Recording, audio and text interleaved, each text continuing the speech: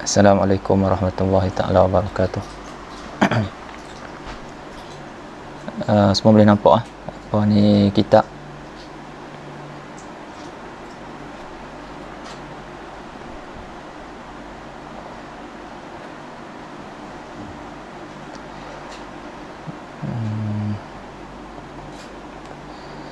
Sekejap. Okay, bismillahirrahmanirrahim. Alhamdulillahirabbil alamin. Wassalatu wassalamu ala asyrafil anbiya'i wal mursalin sayyidina maulana Muhammadin wa ala alihi wa sahbihi ajma'in. Subhanaka la ilma lana illa ma 'allamtana innaka antal alimul hakim. Rabbi shrah li sadri wa yassir li amri wahlul 'uqdatam min lisani yafqahu qawli. Amma ba'd.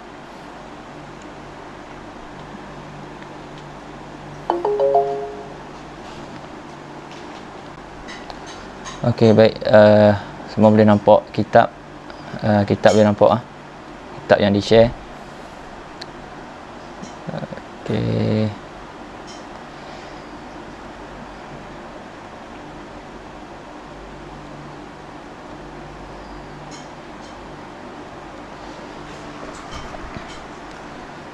Baik, kita sambung balik kita punya pengajian. Qala al-musannif rahimahullahu ta'ala wa nafa'ana bihi wa bi'ulumihi fid dharain amin.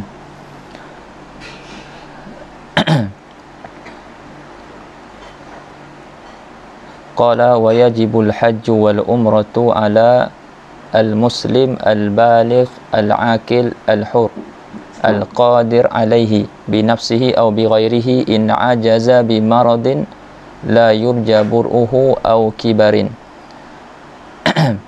Baik, jadi dalam pengajian yang lepas kita dah sentuh tentang apa tu makna, apa makna haji dan juga makna umrah, dan sedikitlah perbahasan yang berkaitan. Lepas tu syarat-syarat wajib haji. Cuma syarat-syarat wajib haji kita belum selesai. Jadi kita berhenti pada kata syarih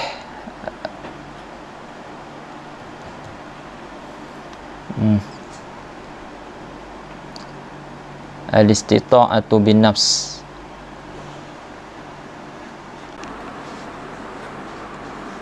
Okey, kita berhenti, sambung balik. Internet buat hamalan ni. Okey, kita sambung balik, iaitu kita berhenti pada al-istita'ah bil ghair. Jadi perbahasan kita masih lagi berkaitan dengan syarat istita'ah. Jadi salah satu syarat wajib haji adalah al-istita'ah, iaitu berkemampuan. Jadi berkemampuan ni terbahagi kepada dua. Saya sebut sebelum ni, kemampuan terbahagi kepada dua, sama ada dia berkemampuan sendiri untuk melaksanakan haji, ataupun dia berkemampuan untuk menyuruh ataupun menyuruh orang lain untuk melakukan bagi pihak dia lah. Baik, cuma satu poin iaitu anda tak perasan, iaitu poin yang ketujuh. Poin yang ketujuh iaitu dia sebut al-istita'ah bin nafs. Jadi ada tujuh, dia datang kat sini tujuh syarat al-istita'ah bin nafs. Jadi yang ketujuh, wujudu zat wal ma' wa ala fid dabah fil mahal allati yu'tadu hamluha minha bi thamanil misli. Baik. Jadi syarat yang ketujuh ni, al-istita'ah bin nafs, dia kata ada zat. Ada zat dan juga air keperluan lah, keperluan makanan, minuman, dan juga ala fid dabah. Ala fid dabah ni makanan binatang. Jadi kalau dulu nisbah musafir zaman dahulu, jadi kebanyakannya musafir dengan binatang, sama dengan unta lah. Jadi ada, maknanya dia ada apa ni, makanan untuk binatang tu. Lepas tu makanan untuk dia makan, air untuk dia minum, dan air untuk diminum oleh binatang tu fil mahalil lati yu'tadu hamluha minha. Yani di tempat-tempat yang kebiasaannya ada diambil apa yang tersebut tadi daripada tempat tersebut. Jadi kalau dulu mereka ada perhentian-perhentian adalah ada R&R ya. Mereka ada masuk-masuk kampung-kampung ke ataupun tempat-tempat yang mereka berhenti. Jadi kat tempat tu mereka akan top up makanan dan sebagainya, minuman dan sebagainya. Jadi katalah kalau tempat tersebut berlaku kemarau, ataupun tahun tu ayak tak ada, makanan tak ada dan sebagainya, jadi terputuslah, maknanya terputus bekalan makanan pada satu tahun tu. Jadi pada ketika tu tak ada syarat ni, syarat yang ketujuh ni. Syarat yang ketujuh ni tidak ada. Dan satu lagi, bisa manil misli, maknanya ada makanan, minuman semua tu dan boleh didapati dengan harga yang selayaknya dengan tempat tersebut. Jadi kita makruf lah, biasanya tempat-tempat yang macam tu agak mahal sedikit. Tapi agak mahal sedikit tu kita kata masih lagi, kita kata layak lah dengan tempat tersebut. Memang kita tu tempat ni memang harga dia macam tu. Kalau sekarang ni kalau kita tengok harga di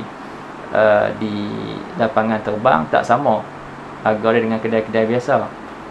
Jadi itu harga yang selayaknya dengan tempat tersebut.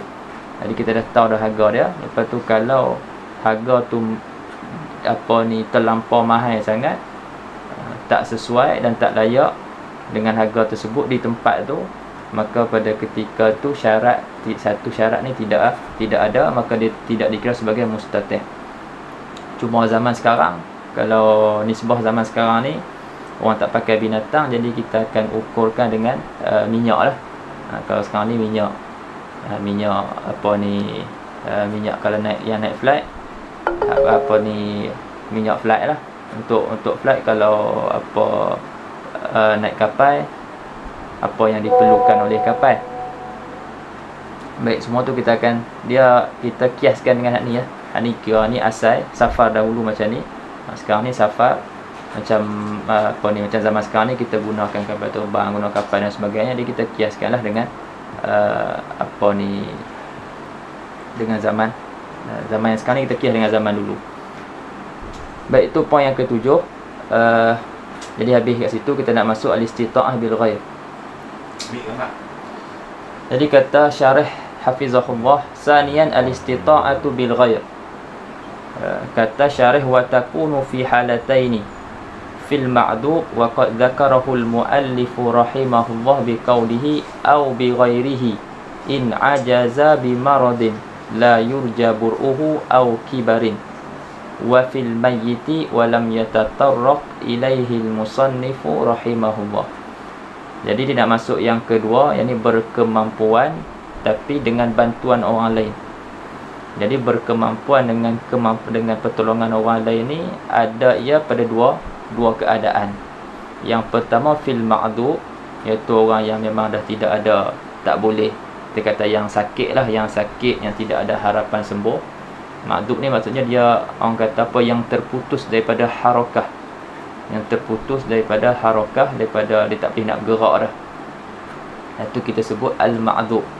Tapi maksud kat sini orang yang dah tidak mampulah untuk melaksanakan ibadat haji. Sama ada dia sakit kerana sakit yang tiada harapan sembuh, ataupun kerana terlalu tua, ataupun terlalu uzur. Dan yang kedua, al-istita'ah bil ghair ni pada si mati. Ini pada masalah si mati. Jadi ada dua lah. Dalam kitab ni musannif hanya sebut salah satu sahaja, iaitu dia sebut al-istita'ah bil ghair pada masalah orang yang sakit, masalah orang yang hidup. Sebab istita'ah bil ghair ni ada dua, sama ada orang yang hidup ataupun orang yang mati. Jadi musannif hanya sebutkan al-istita'ah bil ghair pada masalah orang hidup, iaitu pada kata dia zakarahu wa qad zakarahu al-muallifu rahimahullah bi qawlihi aw bi ghairihi sampai akhir. Ini merujuk kepada al-istita'ah bil ghair pada masalah orang hidup. Wa fil mayyiti wa lam yatatarraq al-musa'ilaihi al-musannifu rahimahullah. Dan pada masalah orang mati, musannif rahimahullah tidak menyentuhnya. Jadi dia akan sebut jugalah dalam syarah ni, dia akan sebut kedua-duanya sekali. Baik, dia mulakan dengan al-ma'dhub. Dia kata wa ammal ma'dhub ay al-ajizu an mubasharatin nusuki bi nafsihi. Apakah yang dimaksudkan dengan al-ma'dhub di sini? Maksud dengan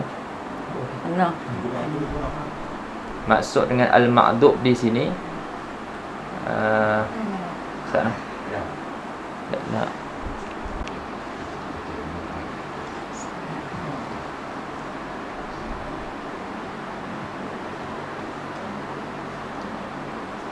wa ammal ma'dhub ay al-ajiz an mubasharatin nusuki bi nafsihi. Apa yang dimaksudkan dengan al-ma'dhub? Yang dimaksudkan dengan al-ma'dhub iaitu orang yang tidak mampu, yang lemah daripada melakukan ibadat, sama ada ibadat haji ataupun umrah dengan sendiri. Fatajibul inabatu anhu bi ujratin aw bi tatawwu'i syakhsin bin nusuki anhu. Maka wajib inabah, wajib kita kata menggantikan, maknanya menggantikan orang lain bagi pihak dia, bi ujratin dengan kita kata dengan upah, sama ada dengan upah, atau bi tatawwu'i syakhsin bin nusuki anhu, ataupun dengan tatawwu'. Dengan tatawwu' maksudnya dia dengan sukarela dia, rela hati dia untuk melakukan ibadat haji ataupun umrah kepada seseorang yang tidak mampu tu. Jadi antara dua lah, sama ada dia boleh dapatkan seseorang yang nak buat haji ataupun umrah bagi pihak dia tanpa apa-apa bayaran, ataupun dia suruh orang buat bagi pihak dia tapi dengan upah. Dan sekarang ni ada badal haji kan. Tapi dengan syarat lah, bi syarti an yakuna hadzal mutatawwi'u mawsuqan bihi adda fardahu ghaira ma'dhub. Tapi ingat ada syarat. Kita nak suruh orang buat haji bagi pihak kita, orang yang sakit ataupun siapa-siapalah, diri kita sendiri kalau kita tak mampu nak buat.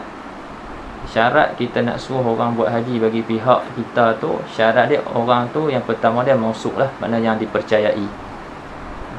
Orang yang ni masalah orang yang dipercayai yang pertama. Dan yang kedua, orang tu telah melakukan ibadat haji bagi pihak diri dia sendiri. Lepas tu orang tu juga orang yang mampu, ghairu ma'dhub. Baik, itu syarat dia. Ini secara ringkas. Sebab tu dia pun sebut dekat bawah tu, walahu syurutun ukhra lam adhkurha ikhtisaran.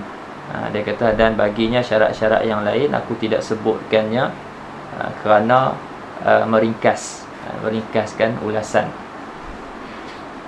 Baik. Hadza in kana bainal ma'dhub wa baina Makkah masafatul qasri. Baik, di sini ada antara perkara yang dibincangkan oleh ulama tentang orang yang sakit ni, orang yang tak mampu untuk buat haji ni. Depa tengok adakah dia punya jarak tempat dia duduk dengan Mekah tu 2 marhalah atau sampai 2 marhalah ataupun kurang daripada 2 marhalah. Okey,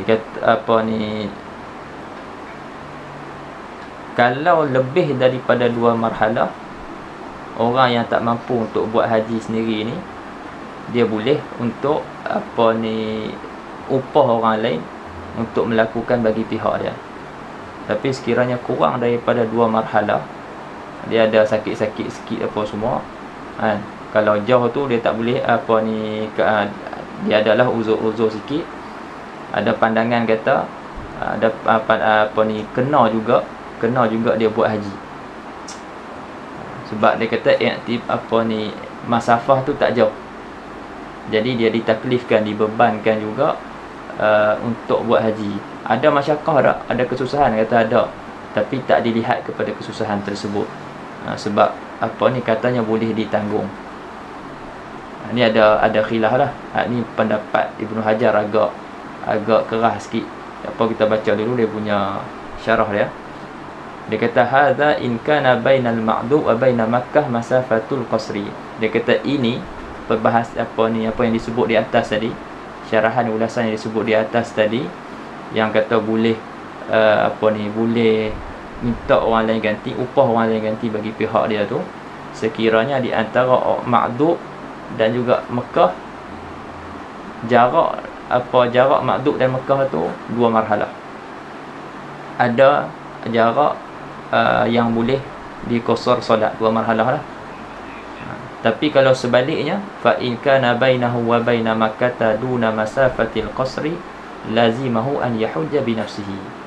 Dia kata jika jarak di antaranya dan di antara Mekah kurang daripada jarak 2 marhalah, maka wajib lazimlah akannya melakukan haji sendiri, li'annahu la yata'azzaru alaihi ruku' wala nazara lil masyaqqati alaih lihtimaliha fi duna masafatil qasri. Kerana dia kata kerana tidak teruzur ke atas orang ni untuk naik kenderaan untuk melakukan haji, dan tidak dilihat kepada kesusahan yang dialaminya, kerana dia kata boleh ditanggung pada jarak yang kurang daripada 2 marhalah. Baik, tengok dekat nombor 4 tu, ta'liq bawah tu, waqtalafu fi ma law ta'azzara 'ala al-ma'dub mubasyaratun nusuki bi nafsihi in kana duna masafatil qasri. Jadi para ulama khilaf masalah kalau lah orang yang ma'dub tadi, yang tak mampu untuk buat haji sendiri tadi,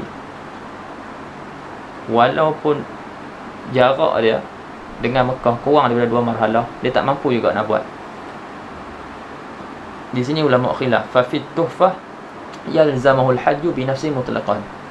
Dalam tuhfah, itu Tuhfatul Muhtaj karangan Ibnu Hajar Al-Haytami, dia kata kena buat sendiri juga. Kalau kurang daripada 2 marhalah, dia kena buat sendiri.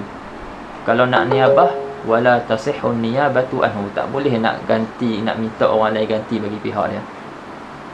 Wa qala fi nihayatil muhtaj, dan telah berkata ia pada nihayatul muhtaj. Ini biasalah dalam kitab-kitab kita jumpa macam ni. Sebab tu orang mengaji kitab dia kena tahu siapa penulis kitab. Sebab sini dia kata wa qala fi nihayatil muhtaj. Dia tak ada sebut dah sebelum tu qala, domain tu kembali kepada siapa. Tapi kita dapat tahu dengan nama kitab kat depan tu lah, Nihayatul Muhtaj, pengarang dia Syamsuddin Ar-Ramli. Nihayatul Muhtaj.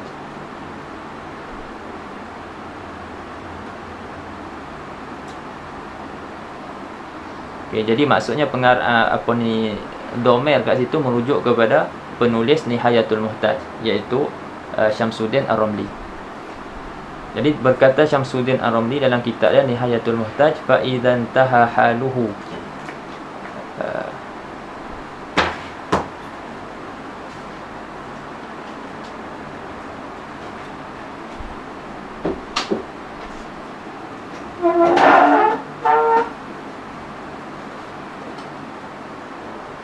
faid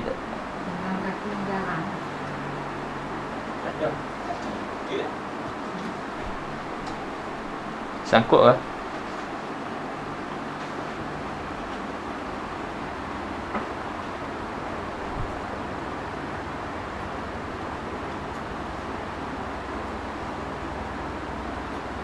Allah Allah.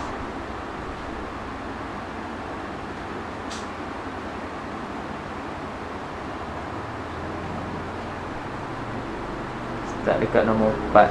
Okey, wa ikhtalafu fi ma law ta'azzara 'ala al-ma'dub. Okey, boleh sekarang ni boleh dengar tak? Sangkut-sangkut lagi ya? Boleh ya? Baik. Banyak jin dalam ni. Okey. Wa ikhtalafu fi ma law ta'azzara 'ala al-ma'dub mubasyaratun nusuk bi nafsihi in kana duna masafatil qasri. Jadi para ulama apa ni, khilaf, telah berselisih pandangan. Kalau seseorang yang ma'dzub tu, seorang yang tak mampu untuk buat dengan sendiri tadi tu, dia duduk di kawasan ataupun di tempat yang kurang daripada 2 marhalah. Jadi adakah dia orang kata ditaklifkan juga untuk dia melakukan haji? Jadi dalam Tuhfatul Muhtaj, apa ni dalam Tuhfatul Muhtaj disebut yalzamuhul hajju bi nafsihi mutlaqan.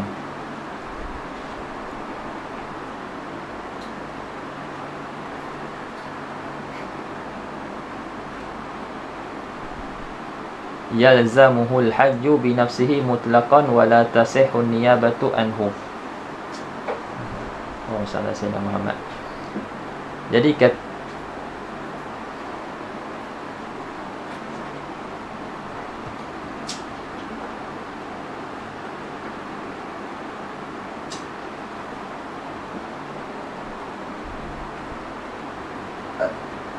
Allahu Akbar. Okey ya, boleh ya?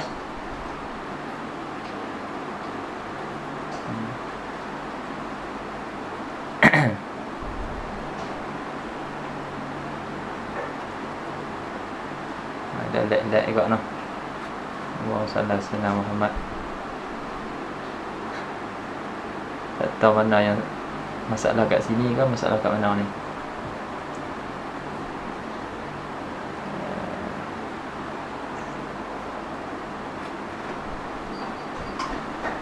Okey, nak cuba baca, kalau sangkut bagi tahu. Fa fi tuhfah. Jadi dalam tuhfah, masalah ma'dzub yang apa ni, antara dia dan Mekah kurang daripada 2 marhalah. Dalam tuhfah kata yalzamuhul hajju bi nafsihi mutlaqan.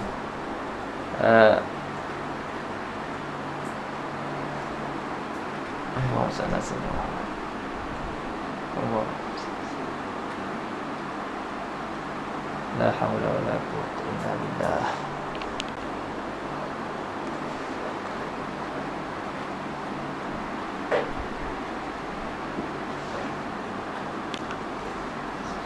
Okey, sambung balik pada nombor 4. Nombor 4 tadi, taklid nombor 4 tu kecil tu. Waqtalafu fi ma law ta'azzara 'ala al-ma'dub mubasharatun nusuki bi nafsihi in kana duna masafatil qasri. Okey, jadi ulama khilaf pada masalah ma'dub, iaitu orang yang tidak mampu untuk melakukan nusuk, melakukan ibadat haji ataupun umrah dengan sendiri. Ulama khilaf masalah kalau dia ni duduk di tempat yang kurang daripada 2 marhalah, antara dia dan Mekah kurang daripada 2 marhalah. Jadi dalam kitab Tuhfah, fa fi tuhfah yalzamuhul hajju bi nafsihi mutlaqan. Jadi dalam kitab Tuhfah, iaitu Ibn Hajar, Tuhfatul Muhtaj, dia kata lazim akan orang ni untuk buat haji sendiri mutlaqan, wala tasihhu niyabatu anhu, dan tidak sah niyabah. Jadi nak kata nak apa ni, nak badal haji ke, nak suruh orang lain buat bagi pihak dia, tidak sah. Wa qala fi nihayatil muhtaj, dan telah berkata di dalam nihayatul muhtaj. Jadi dia nak sebut tadi apa ni, dalam kita mengaji kitab ni antara penting kita apa ni, kena tahu juga penulis kitab. Kan? Kita tahu penulis kitab. Jadi kalau kat sini contohnya dia tak tulis siapa, dia tak bagi tahu siapa qala tu, siapa yang berkata, tapi kita dapat tahu sebab sebelum tu tak sebut pun apa ni, domain tu merujuk, patutnya domain merujuk pada orang pada sebelum, isim sebelum, tapi sini tak ada. Jadi kita dapat tahu kat sini dengan nihayatul muhtaj tu, wa qala fi nihayatil muhtaj. Jadi kita dapat tahu bila kita tahu siapa pengarang nihayatul muhtaj. Jadi nihayatul muhtaj pengarang dia Syamsuddin Ar-Ramli. Kan? Jadi dialah yang cakap kat sini. Jadi kata apa ni, Imam Ramli dalam kitab Nihayatul Muhtaj, Syarhul Minhaj, Dia kata fa idzan taha haluhu li shiddati dhana ila halatin la yahtamilu ma'aha al-harakah bihalin fayanbaghi an yajuza al-istinabatu fi dhalika kama bahathahu as-Subki wa huwa zahir. Baik, jadi kata kata nama Syamsuddin Ar-Ramli, dia kata apabila dah sampai dah hal orang ni al-ma'dub ni sampai kepada syiddatid dhana, maknanya terlampau lemah, terlampau lemah sehinggalah kepada hal yang orang kata tidak tertanggung lagi dia ni dah tak dapat nak menanggung harakah, maknanya boleh kita tak boleh nak bergerak lah, tak boleh nak bergerak langsung, memang dah sampai satu tahap yang kita kata dia tak mampu lagi lah untuk buat haji ataupun umrah. Maka pada ketika ni dia kata sayogialah harus istinabah, maksudnya harus untuk orang ni mengupah pihak lain untuk melakukan haji ataupun umrah bagi pihak dia, seperti mana yang telah dibahaskan oleh As-Subki. Dan dia kata ni zahir lah, apa yang dibahaskan oleh Subki ni zahir. Dan Khatib Asy-Syirbini dalam Mughni Muhtaj pun mengatakan pandangan Imam As-Subki ni, pandangan Imam Subki ni zahir. Ni pun yang jelasnya seperti mana pandangan Imam Subki. Baik.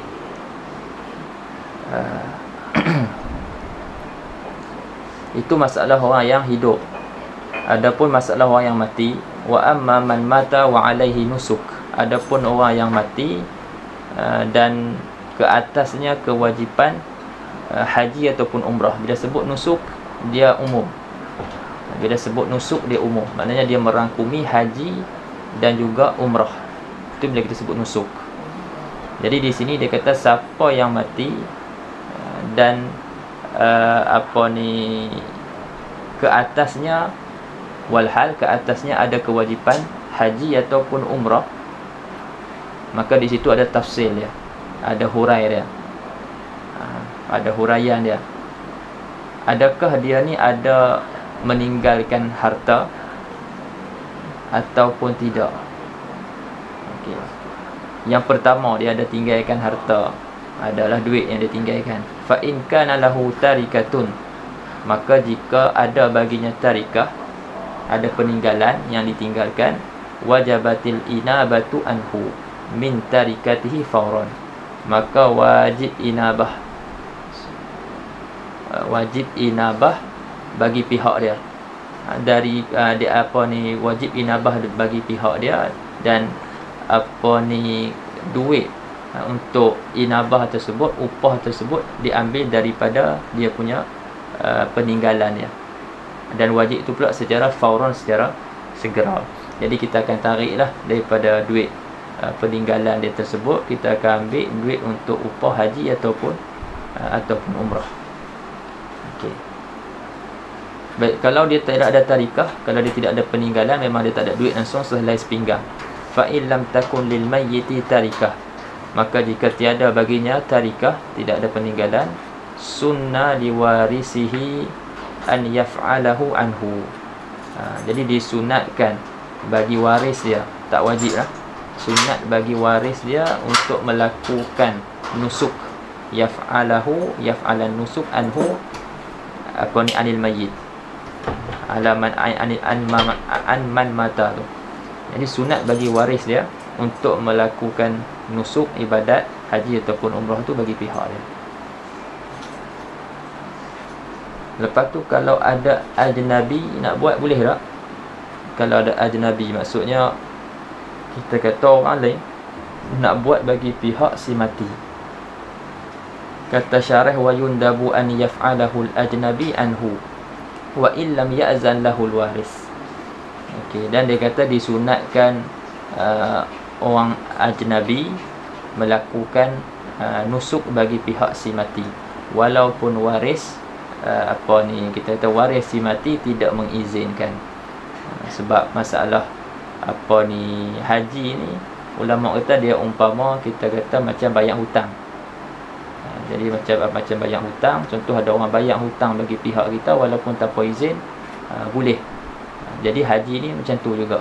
Maknanya kalau ada orang ajnabi nak buat haji bagi pihak si mati walaupun tanpa izin waris, dibolehkan.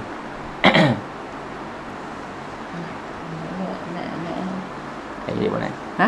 Jadi boleh. Jangan buat itu, nak cah. Nak cah.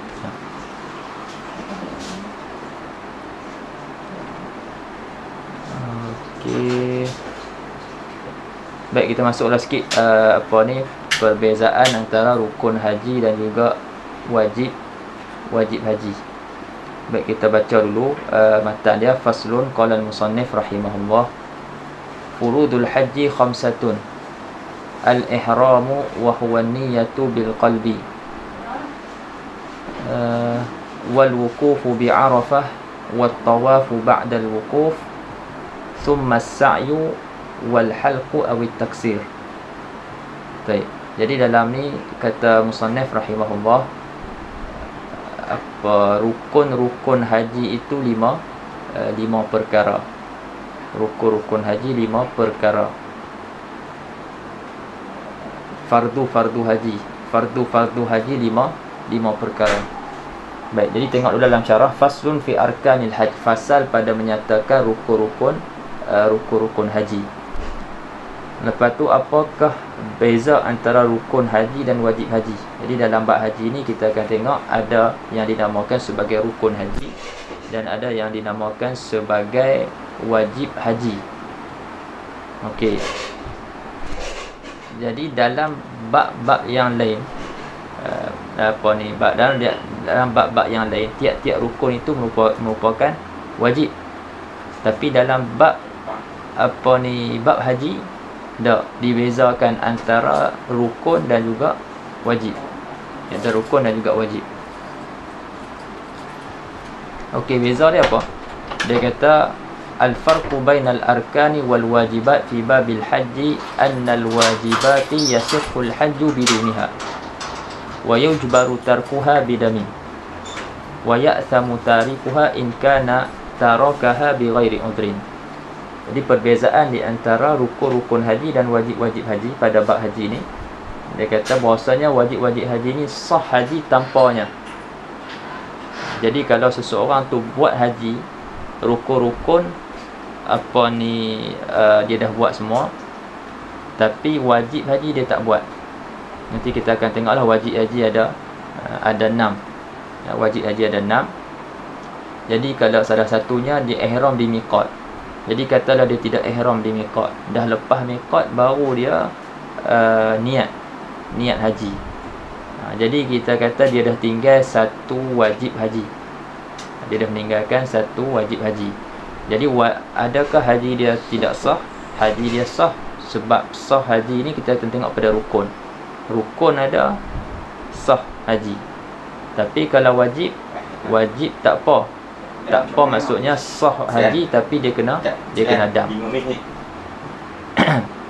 Jadi kata dia wajib haji sah wajib haji ni sah haji tanpanya. Wa yujbaru tarkuha bidam. Dan kata dapat nak terjemahkan ni. Wa yujbaru tarkuha, kita dapat tampungkan meninggalkan wajib haji itu dengan dam. Jadi wajib haji yang ditinggalkan tu kita dapat tampung dia dengan dam. Lepas tu berdosa ada orang yang tinggal ni. Berdosa tak berdosa kita tengok dulu dia tinggal tu dengan uzur ke ataupun bukan dengan uzur. Jadi kalau dia tinggal itu bukan dengan uzur, saja-saja tinggal, maka hukumnya berdosa. Wa ya'samu tarikuha in kana tarakaha bighairi uzrin. Dan orang yang meninggalkan wajib haji ni berdosa sekiranya dia meninggalkan wajib haji itu dengan ketiadaan uzur. Wa ammal arkan, adapun rukun, fa inna sihhatal haji mutawaqqifatun 'alaiha. Adapun rukun, maka sah haji itu tergantung atasnya, terhenti ataupun tergantung atasnya. Maksudnya mesti ada rukun-rukun tu, mesti dibuat, mesti dilakukan oleh orang yang melakukan haji ataupun umrah. Wala tujbaru bidamin wala ghairihi, dan tidak dapat ditampung dengan dam, dengan apa, dengan dam. Nanti kita akan tengok dam maksudnya darah sini. Kalau maksudnya darah, maknanya menumpahkan darah, kena apa ni, kena ni lah, ada denda dia. Wala ghairihi, dan selainnya, tidak didapat ditampung dengan dam dan selain dam. Wa kadza yuqalu fi arkanil umrah wa wajibatiha, dan begitu jugalah dikatakan pada rukun-rukun umrah dan juga wajib-wajib umrah. Wa hadzal kalam, dan perkataan ini, yakni apa yang disebut di atas ni, perkataan ni, apa yang disebut di atas semua tadi yang kita baca tu, fi babil haji, pada bab haji. Yang perbezaan yang berlaku antara wajib dan juga fardu adanya pada bab haji. Wa amma baqiyatul abwabil fiqhiyah, adapun baki bab-bab fiqh, baki bab-bab fiqh yang lain, fa inna kulla ruknin wajibun wala aks. Maka sesungguhnya tiap-tiap rukun pada bab-bab yang lain adalah wajib, dan tidak sebaliknya. Apa maksud tidak sebaliknya? Sebab setengah orang kadang-kadang disebut tiap-tiap rukun adalah wajib, tiap-tiap wajib tu adalah rukun. Itu ada kurang tepat. Perkataan tu kurang tepat. Sebab apa kita kata kurang tepat? Sebab wajib merangkumi rukun dan juga syarat. Wajib merangkumi rukun dan juga syarat. Dalam solat ada rukun, dalam solat ada syarat. Syarat solat, ada rukun solat. Kedua-dua tu wajib dilakukan oleh orang yang solat. Ini wajib ni dia merangkumi rukun dan merangkumi syarat. Jadi kalau kata tiap-tiap rukun tu wajib, tiap-tiap wajib tu rukun, jadi tidak tepat lah. Sebab tu dia kata wala aks, dan tidak ada dan tidak sebaliknya. Maknanya bukannya tiap-tiap wajib tu rukun, dia tak berlaku macam tu. Itu dalam nombor 1 ni pun dia tulis qala al-khatib fil iqna' fi babil haji. Khatib Asy-Syirbini dalam kitab dia al-iqna' pada bab haji, dia kata wa ghayara al-musannifu baina rukni wal wajib wa huma mutaradifan illa fi hadzal babi faqat. Jadi musannif rahimahullah, maksud musannif kat situ inilah tuan matan Abi Syuja'. Jadi tuan matan Abi Syuja' tu dia kata dia membezakan di antara rukun dan juga wajib, dan kedua-duanya rukun dan wajib itu seerti, dua perkataan yang sama makna, kecuali pada bab ini sahaja. Jadi pada bab haji ini fardu rukun dan juga wajib ada beza. Lepas tu Bujairimi dia buat hasyiah, qala al-Bujairimi qauluhu hasyiah 'ala al-iqna'. Bujairimi dia buat hasyiah 'ala al-iqna'. Dia kata qauluhu, maksudnya perkataannya itu perkataan Syekh Khatib, wa huma mutaradifan. Perkataan Syekh Khatib kata rukun dan wajib tu seerti. Dia kata al-aula anna bainahuma wa anna bainahuma al-umum wal khusus al-mutlaq. Maknanya aulanya dia cakap antara kedua-duanya tu ada umum dan khusus mutlak. Maknanya ada satu perkataan tu umum, satu perkataan tu khusus. Satu perkataan umum, satu perkataan khusus. Fa kullu ruknin wajibun wa laysa kullu wajibin ruknan. Maka tiap-tiap rukun itu wajib, dan bukanlah tiap-tiap wajib itu bukanlah tiap-tiap wajib itu rukun. Jadi perkataan wajib tu dia agak umum, sebab dia merangkumi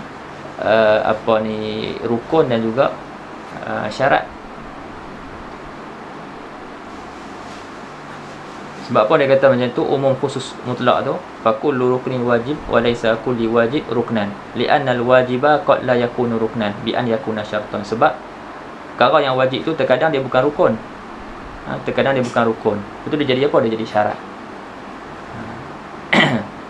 Sebab tu dalam I'anatul Talibin pun dia buat datang Wa qala fi i'anati talibin i'lam anna al-farqa bainal wajibat wal arkan khasun bi hadzal bab.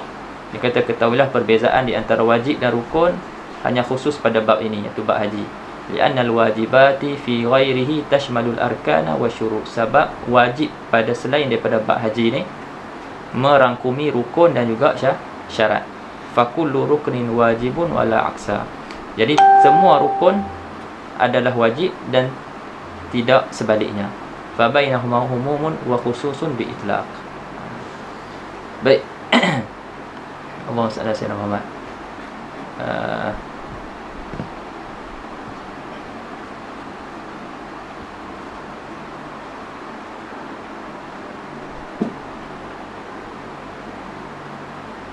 Sekejap. Allahumma salli ala sayyidina Muhammad.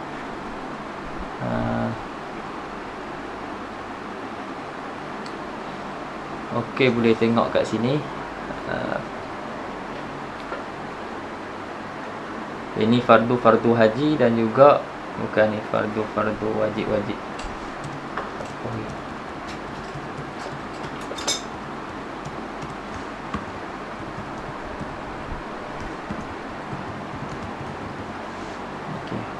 Fardu haji dan juga wajib haji.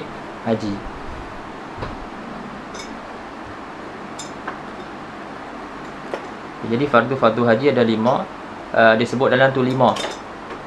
Disebut dalam tu 5 sebab dia tak sebut rukun, dia tak sebut tertib. Jadi kalau ikutkan sekali tertib 6. Jadi fardu haji sekali dengan tertib ada 6. Yang pertama sekali niat, yang kedua wukuf di Arafah, yang ketiga tawaf, yang keempat sa'i, yang kelima bercukur atau bergunting, dan yang keenam tertib pada kebanyakan rukun. Adapun wajib haji, yang pertama niat di miqat.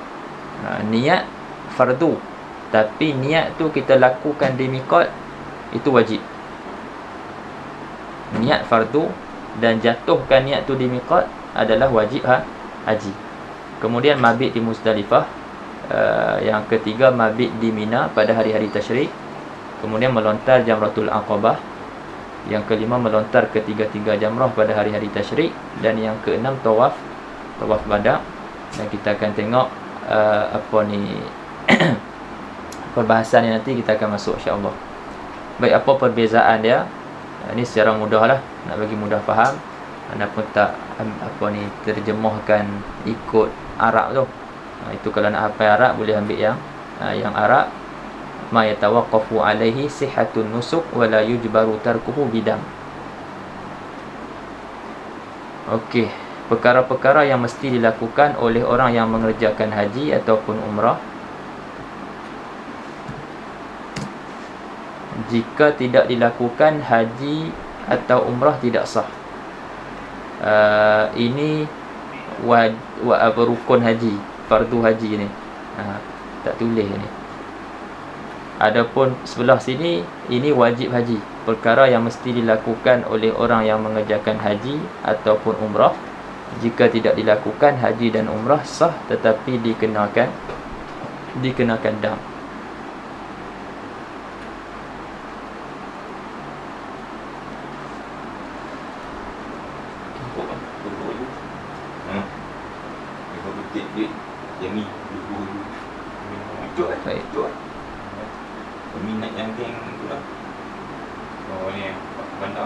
Baik, kita baca satu. Yang pertama, furudul haji khamsatun min ghairi dzikri tertib wa sittatun ma'ahu. Yang nak sebut tadi dia kata fardu haji tu 5 tanpa menyebut tertib. Jadi bersama dengan tertib tu jadi 6 lah. Wa sittatun ma'ahu, yakni ma'a tertib. Yang pertama al-ihram. Yang pertama sekali al-ihram. Apa maksud ihram? Maksud al-ihram adalah an-niyatu bil qalb. Ni niat niyatud dukhul fin nusuk bil qalb. Maksudnya niat masuk dalam ibadat haji dengan hati. Adapun talaffuz sebut dengan lidah tu, maknanya kita menuturkan niat, itu adalah sunat. Ai anna min arkanil haji niyatud dukhuli fin nusuk, iaitu bahasanya daripada rukun-rukun haji niat masuk dalam dalam nusuk, dalam ibadat, dalam ibadat haji.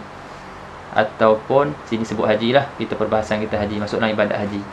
Wa dzalika, dan yang demikian itu masuk dalam ibadat haji itu bi an yastahdira bi qalbihi wujuban wa bi lisanihi nadban, dengan bahasanya dia menghadirkan dalam hati dia secara wajib dan dengan lisan dia secara sunat.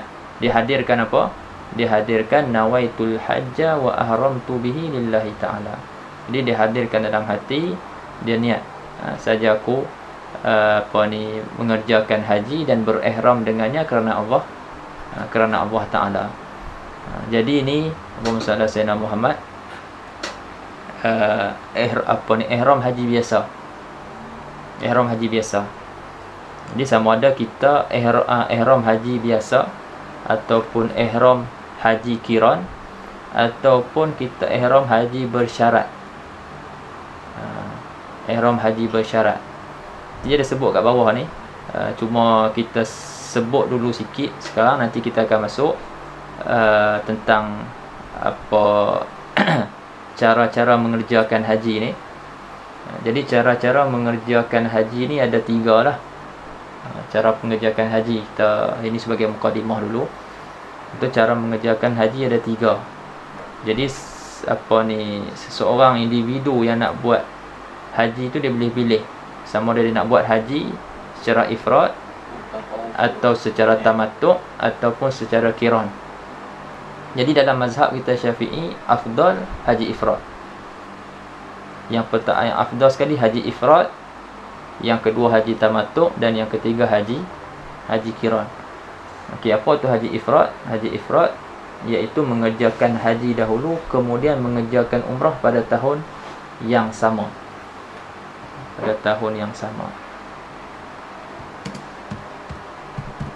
Okey. Itu syarat syarat nak kata ifrad tu afdal, iaitu kita buat umrah pada tahun yang sama. Maksudnya dia pi buat haji tu yang pertama sekali dia buat haji. Dia tak buat umrah dulu. Biasanya orang yang sampai lambat lah, yang penerbangan dia lambat, biasanya dia akan buat haji ifrad. Jadi penentuan cara pelaksanaan haji ni pun ada jugalah, ada faktor-faktor dia. Faktor-faktor pemilihan seseorang tu nak buat ifrad ke, tamattu' ke, qiran ke, ada faktor-faktor dia. Di antara faktor dia masa penerbangan dia tu. Contohnya masa penerbangan dia kita cakap dah hampir ataupun dah lewat, jadi dia akan terus buat haji ifrad. Maknanya dia masuk tu kira lagi berapa hari ya. Contohnya hari ke-8 hari tarwiyah dia akan berangkat ke Mina. Jadi katalah dia sampai 6 hari bulan contohnya. Jadi dah dekat dah. Jadi dia buat haji ifrad terus. Dia buat haji ifrad maknanya dia buat haji dulu, dah selesai dah buat haji, dah selesai daripada pekerjaan haji. Lepas tu pada tahun yang sama, maksudnya sebelum berakhir Zulhijjah, dia buat umrah. Bukan tahun Masihi lah, tahun Hijri. Sebelum habis tahun bulan Zulhijjah tu dia buat ifrad. Jadi itu yang paling afdal. Yang kemudian tamattu'. Tamattu' ni dia buat umrah dulu, lepas tu dia buat haji. Tapi syarat umrah yang dia buat dalam bulan haji. Jadi dalam bulan haji bermula daripada Syawal. Start daripada Syawal, lepas tu Zulqa'dah, lepas tu 10 hari daripada Zulhijjah. Itu bulan-bulan haji. Jadi syaratnya dia buat umrah dulu dalam bulan haji, lepas tu barulah dia buat haji. Yang ni biasanya orang yang piawai. Sebab tak semua orang sanggup duduk dalam ihram lama-lama. Kita duduk sehari pun, yang pernah buat umrah duduk sehari pun ada rimah juga. Jadi dah dia sampai awal, jadi dia akan buat haji tamattu'. Biasanya orang akan buat haji tamattu'. Maksudnya selepas dia buat umrah tu dia boleh salin pakaian apa semua. Dia orang kata dia tamattu', dia tamatta', bersedap-sedap maksud dia. Jadi dia bersedap-sedap, mana tidak ada mahzurat, perkara-perkara yang dilarang masa ihram, dia boleh buat. Kalau bukan di dalam ihram tu tidak ada kaitan dengan dia. Dan yang ketiga qiran. Qiran ni dibuat haji dan umrah secara serentak. Jadi cara pelaksanaan yang paling afdal ialah ifrad, kemudian tamattu' dan diikuti oleh qiran. Kemudian ifrad lebih afdal jika umrah dikerjakan pada tahun yang sama. Jika tidak dibuat pada tahun yang sama, tamattu' lebih afdal, kemudian qiran. Lepas tu ni antara faktor pemilihan lah. Faktor pemilihan cara melaksanakan haji. Di antaranya jadual penerbangan tu sendiri. Ada yang kalau kat Malaysia pun mereka ada bahagi dua lah. Ada yang ke Madinah dulu dan ada yang ke Mekah terus. Biasanya yang awal-awal mereka akan pergi ke Madinah dulu. Mereka akan pergi ke Madinah. Jadi mereka tak ada masalah apa dah. Mereka tak perlu dah nak niat dalam flight ke. Sebab nanti mereka akan niat di Zulhulaifah. Kita akan tengok miqat makani nanti. Jadi miqat ahli Madinah di Zulhulaifah ataupun dikenali sebagai Abyar Ali. Jadi jadual penerbangan ni antara faktor pemilihan cara melaksanakan haji. Yang kedua, tempoh berada di Mekah sebelum wukuf di Arafah. Tempoh dia berada di Mekah sebelum wukuf di Arafah. Jadi wukuf di Arafah tu kita kata kemuncak lah bulan 9 hari bulan 9 Zulhijjah. Itu waktu wukuf selepas zawal, selepas zuhur tu kan, waktu wukuf di Arafah. Jadi kalau sebelum tempoh wukuf tu, orang kata dia maknanya dia berada di Mekah lama, dia sampai awal. Macam tadi kita sebut lah, dia sampai awal. Jadi biasanya orang akan buat tamattu' dululah. Orang akan buat tamattu'. Kemudian kesanggupan dan kemampuan berada di dalam ihram. Ini pun sama juga. Tak semua orang mampu duduk lama-lama dalam ihram. Dan yang keempat, tahap kesihatan dan umur. Ini pun antara faktor. Sebab kalau nak buat ifrad, nak kena apa? Orang salah saya Muhammad. Nak ifrad, dia nak kena apa? Nak kena tawaf pula sekali kan.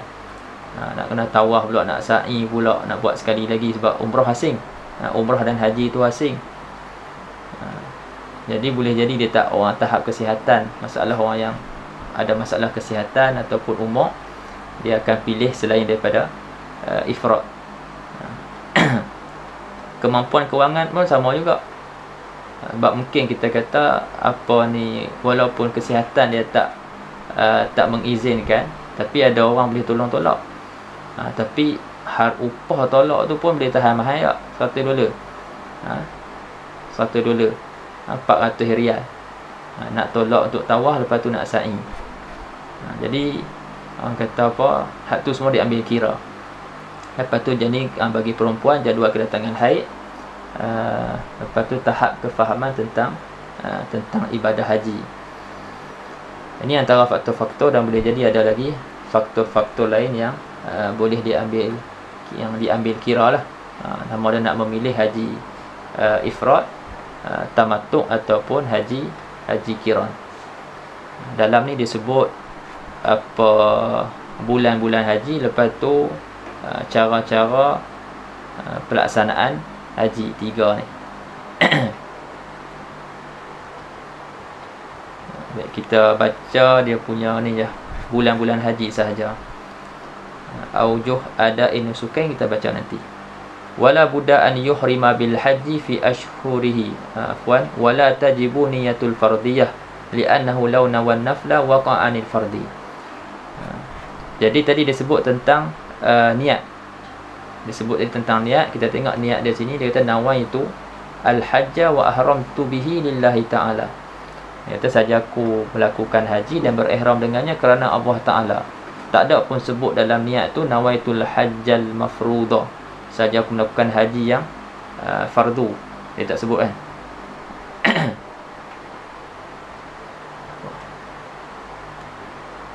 Dia tak sebut saja aku melakukan haji yang fardu. Dan dalam solat kalau kita mengaji, wajib kita sebut fardiyah. Usalli fardaz zuhri contohnya. Kita wajib sebut fardu tu dalam niat pada solat. Tapi pada masalah haji ni, adakah wajib juga sebut fardu haji ataupun haji yang fardu? Jadi kata syarah, wala tajibu niyatul fardiyah, tak wajib pun sebut. Kataan fardu tu tak wajib sebut. Sebab apa? Li'annahu law nawan nafla, kerana seseorang tu kalau dia niat buat haji sunat sekalipun, tetap haji yang dia buat tu jatuh ataupun berlaku sebagai haji fardu. Kalau dia niat sunat sekalipun, jatuh haji tu sebagai haji fardu. Dia tak kira. Dia akan berlaku yang fardu dahulu. Kemudian niat tu, niat haji tu mestilah dilakukan di dalam bulan haji. Wala budda an yuhrima bil haji fi ashhurihi, dan tidak dia ihram haji tu pada bulan-bulannya, pada bulan-bulan haji. Allah Ta'ala kata al-hajju ashhurum ma'lumat. Lepas tu waktu-waktu haji tu hanya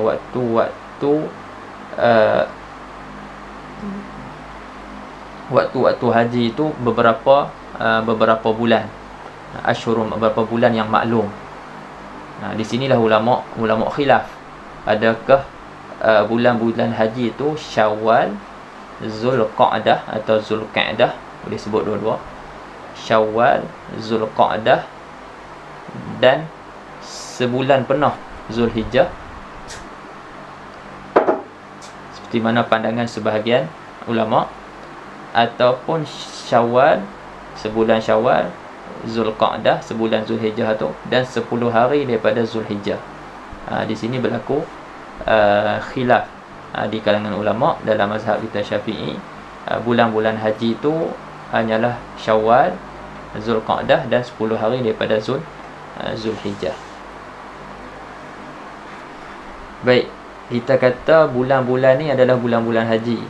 Jadi akhir Ramadan masuk maghrib tu, kira malam tu, malam 1 Syawal, kalau dia nak niat haji boleh dah time tu. Kalau dia nak niat haji dah boleh.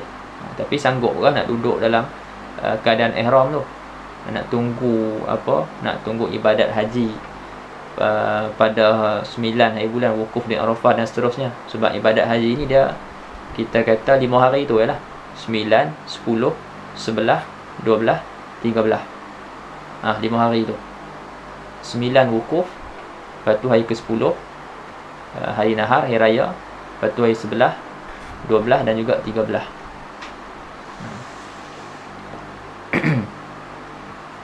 Baik. Jadi kalau lah dia kita kata dah masuk dah Syawal, dia boleh dah untuk niat haji. Baik, kalau dia niat pada bukan waktu dia, adakah tak jadi atau macam mana? Falau ahrama bihi, yani falau ahrama bil haji fi ghairi waqtihi, maka kalau dia ihram dengan haji pada selain waktu haji, in aqada umratan, maka jadilah ihram dia tu umrah. Dia tak jadi haji sebab bukan waktu dia, tapi dia akan berpindah kepada umrah. Misalnya seperti solat, yang mana kita ingat solat tu kita masuk solat, kita ingat dah masuk waktu. Jadi bila kita solat, lepas habis solat baru kita tahu waktu solat tu tak masuk lagi. Adakah solat tu tak jadi langsung, sia-sia? Ulama kata apa? Solat tu jadi jatuh solat sunat. Sama juga masalah puasa. Masalah puasa orang yang ditahan, dia tak tahu adakah dah masuk bulan Ramadan ataupun tidak. Jadi dia kena ijtihad. Dia kena ijtihad, dan kalau ijtihad dia tu tak kena, maksudnya lepas dia keluar daripada tahanan tu, baru dia tahu bahawasanya puasa yang dia buat hari tu tak masuk lagi, bukan dalam bulan Ramadan. Sebab apa? Mereka kata lagi 2 hari lepas dia keluar tu, mereka cakap, orang ramai cakap lagi 2 hari nak Ramadan. Jadi dia tahulah, daripada situ dia dapat tahu puasa yang dia buat sebelum ni semuanya berlaku di luar bulan Ramadan. Maka orang ni bila sampai bulan Ramadan dia kena puasa. Lepas tu puasa dia yang tadi tu, yang dia dah buat tu, jatuh sebagai puasa sunat. Dalam masalah haji ni pun, masalah niat, kalau dia niat haji pada bukan waktu dia, maka niat tu jadi ihram tu jadi ihram umrah. Wallahu ta'ala a'lam. Nanti kita sambung pada wa aujuhu ada'in nusukaini, ai al-haji wal umrah salasatun.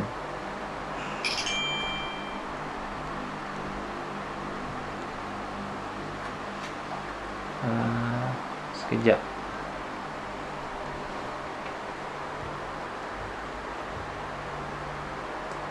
Ni tentang ni pasal niat lah. Niat. Jadi niat sama ada dia lafaz niat dia niat dengan niat biasa seperti nawaitul hajja wa ahramtu bihi lillahi ta'ala. Ni biasalah. Saja aku mengajarkan haji dan berihram dengannya kerana Allah Ta'ala. Ataupun dia buat haji kiran. Dia buat haji kiran, maka dia gabungkan sekali. Dia buat haji dan umrah secara serentak. Jadi dia niat nawaitul hajja wal umrata wa ahramtu bihima lillahi ta'ala. Saja aku mengerjakan haji dan umrah dan berihram dengannya, dengan keduanya kerana Allah Ta'ala. Ataupun dia boleh juga niat bersyarat. Dia boleh juga niat bersyarat. Dia niat macam mana? Nawaitul hajja wa ahramtu bihi lillahi ta'ala fa in habasani. Ini habasani, bukan jabasani. Fa in habasani habisun fatahallaltu. Saja aku mengerjakan haji dan berihram dengannya kerana Allah Ta'ala. Jika aku terhalang oleh sesuatu, maka aku menjadi halal. Ni salah satulah. Ada lafaz-lafaz yang lain pun boleh juga. Ni antara salah satu lafaz niat bersyarat. Dan dia ada syarat-syarat dia lah. Ada syarat-syarat dia. Ini sebagai contoh sahaja. Wallahu ta'ala alam. Okey, harapnya semua jelas. Apa ni, jadi kita tutup dengan tasbih kafarah dan suratul Asr. Subhanakallahumma bihamdika asyhadu an la ilaha illa anta astaghfiruka wa atubu ilaik.